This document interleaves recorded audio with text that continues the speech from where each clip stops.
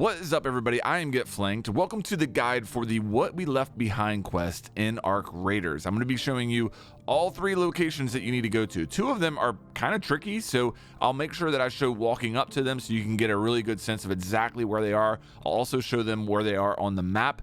You have to go there, you have to interact with items in each of the locations. So let's jump straight into this. We're going to start with the Battlegrounds map. This is probably the easiest one to find, and you have to find the Raider camp. It's in the South Swamp Outpost. Okay, I'm showing you on the map now where it is. This is what it looks like. You're going to need to go into this main building, and there'll be a folder laying on the table here. It'll be yellow like the other quest items in the game. You're going to interact with that, and then that will knock this location off of the checklist. Okay, let's head to the Spaceport map next. You're going to want to find the container storage building. Once you find that building, outside of it to the east, really close to the building, but to the east, there's a wall, and it's crumpled on at least one side, which allows you to climb up and get on top of that wall.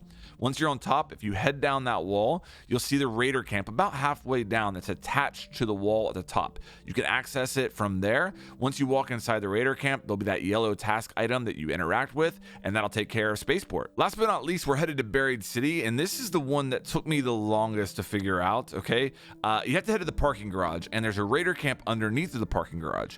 The only way that I could figure out how to get there was you go to the roof of the parking garage. On that roof, there is a stairway that'll let you get there, as well as another one. Okay, two different access points on the roof.